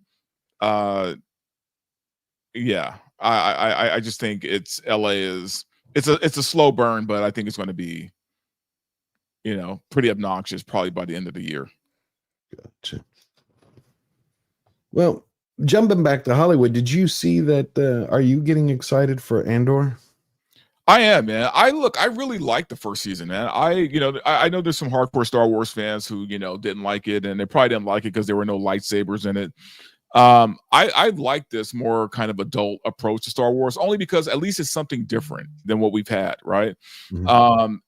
Look, people thought they wanted Obi-Wan until they got it, and then Obi-Wan was some bullshit, right? So, and don't get me wrong, I like lightsabers too, but I just love the approach that Andor took with that show, man. I've always kind of wanted to see that timeline of, before A New Hope, right? Like how we got to A New Hope. And I feel like Andor is kind of at least giving us something with that, right? It's giving us like the beginning of the rebellion, right? Like how the rebellion formed and dude, they even made imperial bureaucracies look interesting, right? Well, like, yeah, hell yeah. Like, I love the stuff that goes on in the Empire, man. Like, just, it's like fascinating to watch. And I'm like, so I'm watching the show, and I'm like, how do you not like this? Right? Like, how are people shitting on this show? I enjoyed the first season. I thought it was a little slow at first, but once it picked up, I enjoyed it. It was a slow burn, like a spy thriller. Yeah, but that's the thing. It was a good slow burn. Like we didn't have to rush anything, and eventually we got there, right? I love the stuff with Andy Serkis in the middle, with the prison and oh yeah, that prison was intense. Man, that was just I don't know. Look, it's all about taste, right? I'm not saying you have to like Andor. I'm just saying, but if you're going to critique it, man, like at least be specific on what you didn't like about it. Right. I think I realized also why the pacing for season 1. I was reading how the showrunner originally developed it because I'm looking forward to season 2. I didn't realize that he had set it up for 5 seasons. I read that. He wanted to have the first season be where we're introduced to Andor, and he's like starts his education. We see his transition from kind of like, the thief, the con, the grifter, into slowly being educated into what's going on. And then you start seeing his progression into meeting the people in season 2, the framework of the rebellion slowly coming together, a person here, cells, and it goes. But I was reading his interview, and he was basically stating that he thinks that when they tightened it to 2 seasons only, it changed his perspective on writing it. So he thinks it gave it another boost. So it comes out, but you had Disney the other day drop a 14-minute kind of like refresher of what happened over season 1. I haven't seen them do that before. That was pretty interesting. Yeah, and I mean, I guess because Andor, maybe didn't do as well in the ratings that the other seasons got cut down or whatever, but I really like that plan. Like, I wish they would have gave him time to, kind of play with it a little bit, but whatever. Yeah. And you see Dexter. I didn't even know Dexter was back, but they're like, oh yeah, it's been back for a while now. I haven't seen any of it, so I don't know if it's good or bad.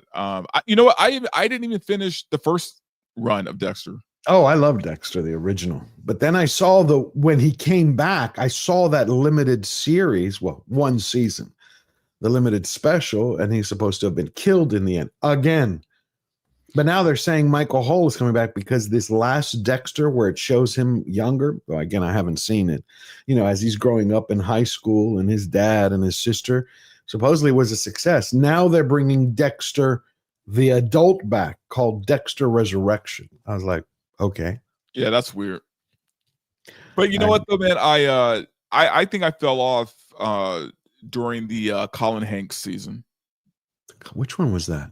That's where Colin Hanks plays the priest. And it's the season where John Lithgow? No, it's the season where Debbie finds out what Dexter does. Colin Hanks, I can't place. Oh, I know now who you're talking about. Yeah, Tom Hanks' son. He played. It was the season where they did all the weird, end of the world crap, and that's where I dropped off. I was like, I don't know if I want to continue with this. Yeah, and John Lithgow's coming back. His character, the Trinity Killer, who was actually Dexter, already killed him. He's like, we're bringing him back as a ghost, a phantom, to haunt Dexter. I was like, that was probably the best season of Dexter. John Lithgow season. And what do you think of Lithgow now as Dumbledore? I like it, man. Honestly, I have no problem with that. My only problem is Snape. I don't get it. I don't get it. I was rereading the books, right? Excuse me. I was rereading the books. I'm like, how are they going to show Snape younger, being hung by a bunch of white guys? I don't know, man. Come on, think about it. I know when I brought this up to Platoon, when we were talking about it a couple weeks ago, he goes, they're going to obviously adapt it because not many people are going to think about that. I'm like, come on, Hollywood is going to think about that. Yeah. Because they think about optics for everything. And when you think about optics, you're going to start changing the story. Here's the thing. If Warner Brothers wants to learn a valuable lesson, then go ahead. You know what I mean? I mean, if they want to do a race swap, then race swap it. Great. Keep everything as is. Let's see how it plays out. I just know that they won't. I think I'm at the point now, though, with these studios where I'm like, look, if they want to play stupid games, let them win the stupid prizes. FAFO. Fuck around and find out. Yeah. Yeah. 100%. I'm not trying to save these people. So, Does it seem like Warner Brothers has gone off the cliff, like even worse than Disney in some ways, just much more silent under the surface? Oh, but they've been that way, man. Like Warner Brothers, there hasn't been anybody steering that ship for a long time. That's what I've been saying. Like Zaslav's actually trying to get shit back in order, right? And he's doing this in a world that's treating him like Trump, basically. Like, but I thought Zaslav was supposed to be the one to right the ship. That's what we used to talk about so far he never gets credit for anything he does do. Okay, and everybody's got to remember that he doesn't have his finger in every single pie, right? Like, Robert was trying to say this the other day too. Like, HBO's its own division. HBO Max is technically its own division. DC is technically its own division. You've got all these different areas that kind of do their own thing, and he doesn't like regulate it like a puppet master or anything like that. And not everything he's done has been smart. But I mean, honestly, I'm looking at look at this whole Looney Tunes situation right now. Like, it's blowing up that this Ketchup Entertainment's going to possibly buy Coyote versus Acme. And I'm sitting here going, what's their scam? Because they just spend a bunch of money on the other Looney Tunes movie that is not going to make its money back. Right. And if it is, they're doing it in a way that I don't understand or know. So I'm trying to figure this one out here. So there's something about them that they've been able to come up with something, because really, I mean, if anything, you even got people out there who are trying to claim that David Zaslav somehow made the day the earth blew up fail just to show he was right to shelve Coyote versus Acme. It's like, do you hear yourself? Do you realize the amount of work that would go into that and how to orchestrate? It's impossible. It's just so stupid. It's like the Snyder Bros stuff, and that's the other thing is you got a bunch of people on the Snyder Bros side who are constantly trying to go after Zaslav for everything he does. So I'm not saying he's perfect. I'm not saying he's the best, but I do remember back when I first, this first streaming thing first got going, right? And I remember asking all my family members and friends whenever I'd go to family functions who are not my YouTube friends and whatnot. I would ask them what kind of streaming services they have, what are they watching, and all that kind of business. And I noticed a trend. And that trend was Discovery Plus. Right. Like 9 out of 10 of the people that I would talk to always had Discovery Plus. And I started asking, why Discovery Plus? And well, we have to have it. And that was the answer every time. We have to have it. I'm like, well, what do you mean you have to have it? It's like, well, they have all this stuff that has to do with all these shows that are on Discovery that if they don't have Discovery Plus, they can't keep up with it. So I'm like, okay, so there's something about this Discovery Plus that's got people just sucked into it. And lo and behold, the guy who was behind this was David Zaslav. And then when he came on Warner Brothers, I'm like, well, that makes sense. They want this guy to come in, fix the ship, because he's the guy who fixed Discovery, regardless of what some people thought of what he did over there. He is somebody who's not afraid to throw the baby out with the bathwater if shit's not working. Right? He's not worried about keeping. And that's the other thing, is even if it's at the detriment of his own character in the public eye, he doesn't speak out against anything or correct anything, or he's not out there even like James Gunn on Twitter or any of these places, you know, once in a while firing out something to correct somebody out there. He just keeps his mouth shut. It was like the whole like Clint Eastwood thing that happened.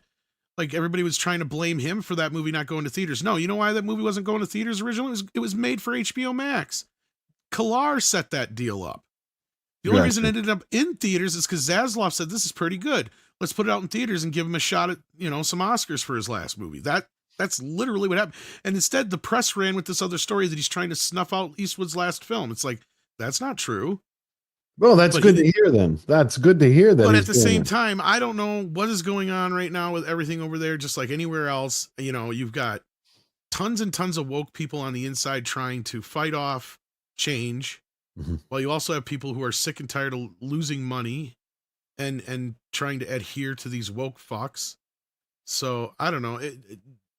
It's going to be, I hate to say that they're in like worse shape than anybody else. That's what I'm getting at, I guess. Gotcha. Okay. Well, it seems like Ubisoft, like Paramount and Disney are in the worst shape, probably. Yeah, no, I agree with you there. I just keep looking at Warner Brothers and what they have coming up. I mean, it's make or break for them this year. It looks like. That's the other thing, is everybody keeps saying like, oh yeah, if Superman fails, then Warner Brothers is going to fail. I don't say Warner Brothers. I think the superhero genre for them will fail. Oh yeah, definitely. And but I mean, I'm just saying. Same way with Disney. If Fantastic Four fails, I think that's a death blow to Marvel.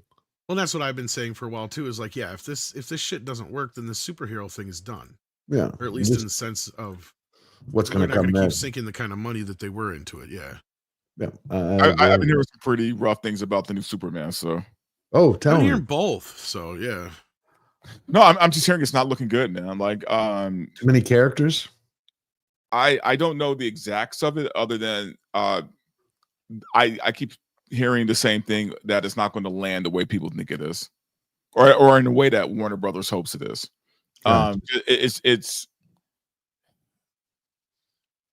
It's a very James Gunn Superman. I guess that's, you know, for good or for bad. Well, we saw that with the the giant that he put in it. The kaiju. The kaiju. It's like, come on, that's a deep pull from Superman, but not what you want in the first Superman movie. At least it's not. And look, here's the thing. I think Gunn is very good at taking obscure characters and making them interesting. 100%. Like the Suicide Squad, like obviously like Guardians. I think that's his wheelhouse, right? I think taking on like major characters like Superman, Captain America, Batman, like I just think that's not his thing. Right. Even though he's a fan, even though he knows his stuff, I just think that everybody's got their talent. Everybody's got their talent. At the end of the day, man, Gunn is a trauma director, and I remember. You know, he's good. He's good at what he does. I just don't think Superman is his. It's his thing. You know, I had a video of trauma the other day for St. Patrick's Day. Did you see that one? It was, I hadn't seen a trauma character in years. Where'd it go? Before we jump to Ubisoft or Ubisoft. Well, what's funny too, man, it's like, you know, I'm not a big trauma fan. Like I've met and hung out with Lloyd Kaufman a few times. Really? Had great conversations with him. Like a Toxic Avenger?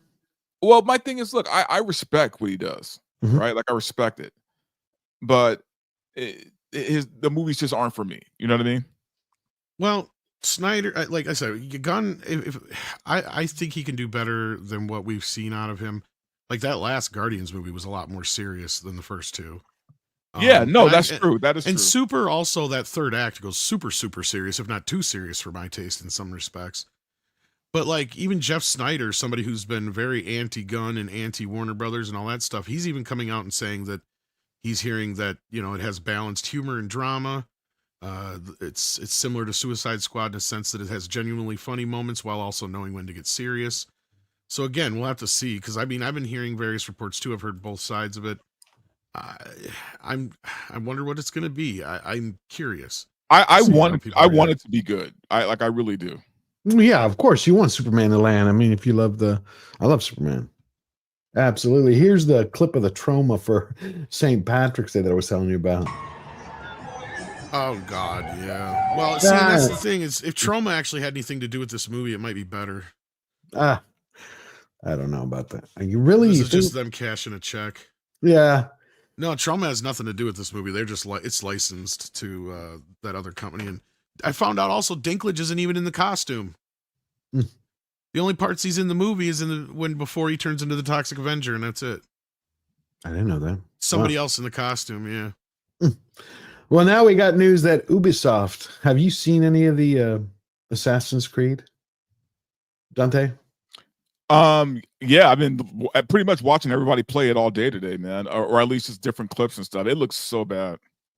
Right, but the fact that they're taking this next step to me is outrageous. Reportedly, the studio has an entire team monitoring Twitter posts and YouTube videos. Assassin's Creed Shadows, undoubtedly one of the most divisive and controversial video games in recent years, is set to launch in just 3 days. This was obviously 3 days ago. And the entire internet, the game's developer Ubisoft, whose disastrous 2024 is widely regarded as the worst year in history and whose future depends on it. Look what they're doing. In an interview with a French media outlet BFM TV, a Ubisoft employee whose identity remained undisclosed revealed that the company has an anti-online harassment policy plan. And we covered that about 2 months ago. When we had Ron Coleman on, he was like, none of this is enforceable. It's all hilarious. What they claimed to be harassment was gamers complaining about the game. They called that harassment. They wanted to take legal action. Well, yeah, they want to silence us, basically. Right. But here they're taking it further. The company has a dedicated team on standby, monitoring networks such as Twitter, YouTube, and Reddit, and ready to act quickly in case of a targeted attack, offering psychological and legal support to employees who may be targeted. Apparently, Ubisoft is so concerned about the backlash that it has even advised developers not to post on social media. Perhaps the most surprising detail, however, is the employees claim that lawyers are already prepared to file complaints in the event of confirmed harassment situations. Here's the thing. What they call harassment and what is actual harassment are two different things, worlds apart. So they're going to be watching everyone playing and they're going to have their lawyers contact YouTube. Hey, this person just called out our game. I mean, is that where we are? They can't enforce it. They can't enforce it. They can enforce it, but you know they could probably get some. They can't do anything on X. We know that. I wonder how they're going to handle it with Twitch and TikTok and YouTube. But the thing is, they can't like stop bad reviews from coming in. You know, right? But you know that's their harassment policy: repeated negative reviews. They can't control that. I agree with you. Or more than that, they have no legal presence for this. Like there's no lawyer's going to take this case. I think it must be corporate lawyers that work for them. No other way. It has to be. But also, let's be clear who they're going after. They're not going after everybody. They're trying to target specific people, right? They want people like Grums, you know, or Smash, or you know, Adenion. Like they want those guys, right? Because they want to stop them. Yeah, because they have a big audience, right? They have a huge audience, and you know, they've already, I guess, you know, tanked other projects. Hey, they bring the news to the world. The world gets to decide. It's like, hey, they do the Lord's work, man. So, amen. Well, here's something I was going to ask you. I didn't know if it was bullshit or not. Somebody said this is real. The streets of Los Angeles.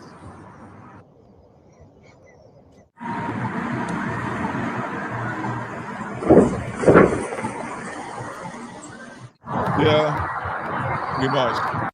Is that real? So it's not bait? It's not. I thought somebody was making this crap up. I mean, maybe to some degree, but for the most part, you'll see that walking through Hollywood. I wonder. You know, Gal Gadot got her star the other day. Yeah, and they tried to protest that. You know. Yeah, I know, because the fact that she used to be Miss Israel, she was a soldier in the IDF. Again, how does that work when you have two actresses in the same project? One sitting here going, what is it that Ziegler said? Something, long live Palestine, free Palestine, something like that. Free Palestine. And then you had Gal Gadot put out her tweet from her people. It's been a PR nightmare for Disney, because here's the problem with this. First and foremost, is they've been throwing Gal under the bus. When at the end of the day, the person who has no real room to talk about what they're getting into is Ziegler, because what connections does she have with Palestine? Nothing. She's Polish. Exactly. She has nothing to fuck all do with Palestine, and her getting involved in this. And this is another thing where I keep saying to people where they're like, I keep saying that this is why they're going after Gal, because she's on the wrong side of this equation. Everybody's like, yeah, but Hollywood is full of Jews. It's like, it doesn't fucking matter. Enough of the creatives and all these crazy fucks in Hollywood are so pro-Palestine that they are anti-Jew. And there's even some self-hating Jews in this equation, which is crazy. Oh no, but we covered that. Remember Sunday, Deborah Wiener went ape shit. She said she hates. I wish you were part of this conversation, because other people, like, it was on one of the morning shows the other day, are like, no, that can't be. Hollywood's run by the Jews. I'm like, you're not listening to me, because it doesn't fucking matter. One trumps the other, and that other one being, doesn't matter that she's Jewish and there's a bunch of other Jewish people who are actually being killed and stuff, and she actually has a horse in this race, because she is a former Israeli soldier and obviously Jewish. She's being basically thrown under the bus for this whole thing, for having a fucking opinion about it, when it's her stupid co-star who started the whole goddamn problem to begin with. Yeah, I agree. And the people that are getting behind that shit. It was that have no horses in the race. But anyway, sorry, that's it. No, you're spot on. It was August 12th, 2024, when Ziegler put out "Always Remember Free Palestine," and then 2 days later, Gal Gadot's official account put out, "Trying to campaign on the head of your co-star who actually lives through war, just so you'll look cooler with the kids," is really pathetic. But they've removed that tweet now. And supposedly it came out that Gal didn't actually write that it was her representative Maya Golden, which runs her account. So it was just found it fascinating how you have two actresses working on a role, working in Hollywood, working on a film, and both are on opposite sides. It's like, okay, ladies, each take your corners. We'll shoot you first. We'll shoot you second. Stay out of everybody's way. But I think the one good thing is Musk keeps going on Rogan. In a way, keeps bringing, not only, he touches on Hollywood, but he also brings to the forefront this transparency about what's going on in our government. He did it the other day. Oh, we're just going to be another 15 minutes.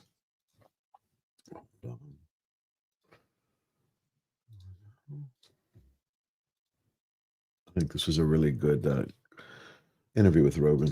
So if I were to say, like, what's at the heart of the sort of, like, why is the Democrat propaganda machine so fired up to destroy me? That's the main reason. The main reason is that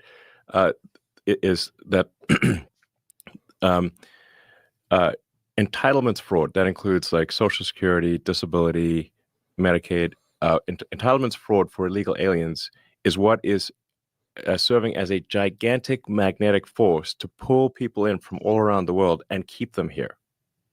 Like, basically, if you pay people at a standard of living that is above 90% of Earth, then you have a very powerful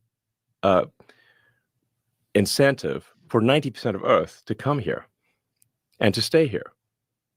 But if you end the illegal alien fraud, then you turn off that magnet, and they leave, and they stop coming, and the ones that are here, many of them will simply leave. And if that happens, they will lose a massive number of Democratic voters. And if it didn't happen, they would turn those people into voters. Correct. Which they were trying to do. They're already turning them. So in New York State, illegal aliens can already vote in state and city elections. A lot of people don't know that. They're trying to fight that, and they're trying to stop that, but they're currently, I think it's like 600,000 are registered to vote, illegal aliens in New York. Yeah, it's insane. Do y'all have that problem in California, in LA, Verbal? More, Do I they mean, allow them to vote I'm talking about in elections. Can illegals vote in local elections? well, it's not that they could vote, but there is no voter ID out here. So I mean, do they vote? I don't know. No, I didn't mean to vote. I'm talking about if they had, like, New York City had an ordinance where they could vote in local elections. As far as like legally, can they? I don't know. And did you see that insanity the other day before we start wrapping up with what happened with Teslas, how they're burning them and torching them, and then they put that website up, Doge Quest? Yeah. Well, I saw the one guy who got, he tried to set the Tesla dealership on fire, and he ended up setting himself on fire. I want to show the audiences. I want to show everybody in the chat this, because this is not being reported in the mainstream media. Look at what's going on everywhere. We're going to go through like 4 or 5 clips. You have people either scarring people's cars up, throwing shit at it, or lighting them on fire. And say she just threw her poop at the car. It's like, this is what you talk about when you're talking about radicals inside of a cult. Because remember, woke is a cult with one commandment written on an avocado skin. It's all about division. So you could have a few people rule over the many. That's it. But when you go back up here, let me show you this one.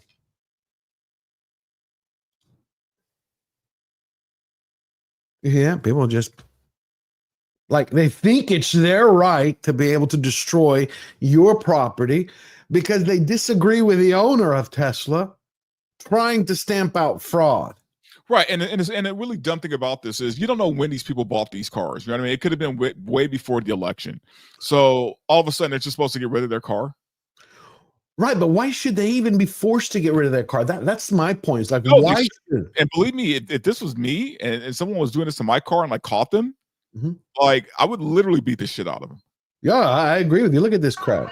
Public schools are not waste. Cancer research is not waste. Bird flu research is not waste. Bird flu research is not waste. This is all astroturf bullshit. You know that. I don't believe any of this is real. Like, people are going voluntarily on their own. And here we go. This guy was king of Tesla. Oh, yeah. I saw this one. Look at this fucker. Yeah, see, if I were to catch someone doing some shit like that. Tell me you wouldn't go through the fucking roof. That's what he did on the car. But I'm trying to find, where is it, Dogequest? I want to show people. I want to show everybody in our chat. I want them to see then how crazy. Here it is. A website called DogeQuest has reportedly published the names, addresses, and phone numbers of Tesla owners across the United States, complete with an interactive map and a Molotov cocktail cursor. The site claims it will only remove personal data if owners prove they sold their Teslas, in an apparent backlash to Elon's ties with the Trump administration. This comes in. So look at this. So they're putting up your information. Hell yeah, brother. I am too. Eric K. $5. So sick of all these pro-terrorist, pro-corruption people. Musk is trying to clean everything up. He's trying to save Americans' taxpayers' money. He's trying to stop the fraud. And what are they doing to him? They're coming after him. That means he's over the target, because that means a lot of people's wallets are about to get really, really thin. Even the judges, Judge Joe, Bo Asberg, and you had the other judge who was yesterday told him that he had to stop doing what he was doing with USAID, that they had to unfreeze all their assets, that they rehire people. So you know what Trump did? Not Trump. Well, obviously Elon, with President Trump's authority, he put one of his Doge people in charge of USAID, because the judge in the case, which was brought by former USAID employees, said it was unconstitutional that Musk had shut it down. He doesn't have the authority because he's not Senate confirmed. It's not. So what is their reaction? To publish people's information, to dox them. You've seen lately how many people have been swatted. Nobody's talking about that in the media. All the conservative authors, all the conservative websites, all the conservative YouTubers, you can see they're getting swatted, which is trying to kill them. To me, it's a first step in a civil war. It's like, y'all are asking for it at this point. Yeah. Right. I mean, the gloves were already off. Now you're just basically fucking with a pissed off bear.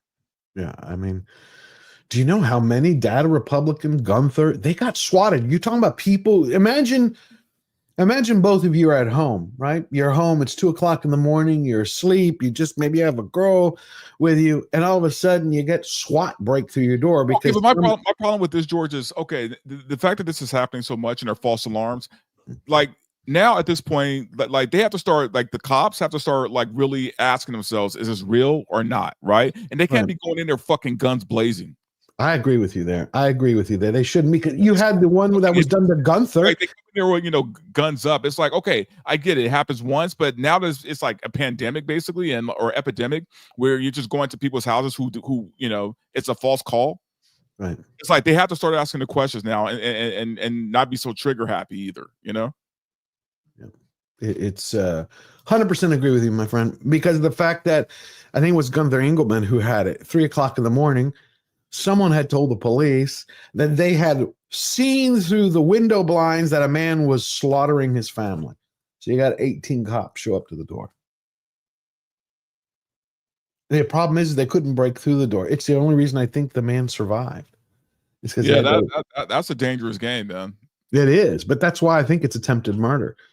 I see that there are several attorneys online who have been saying that it's attempted murder. It's my problem in LA is like, because like the courts are so liberal, man, like they'll let these people off, or they'll like give them whatever. And that's why I agree with Tom. Like if they're going to push this shit, they're pushing it with the wrong people.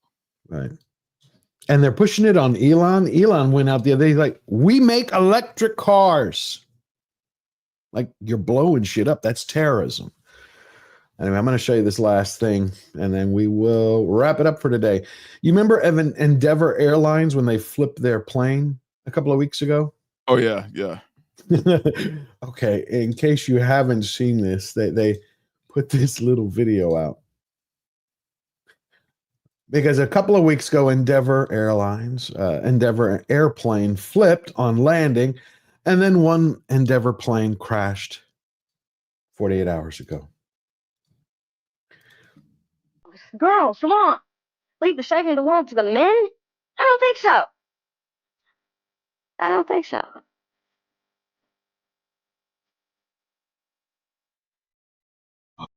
No, we ain't giving no hope. I ain't Romeo with no hope. Making a party, chocolate Barbie waiting on me.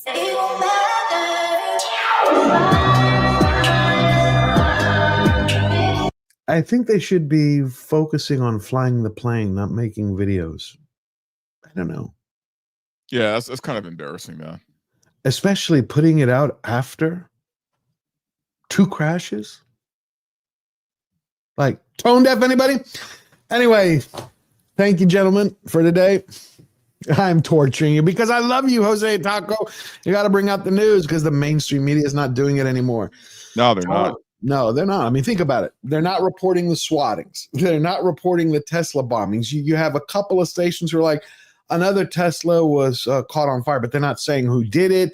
They're not talking about the fact there's a website that's actually targeting every Tesla owner. None of that. They're kind of separating it out, treating it like, oh, it's spontaneously combusted on its own.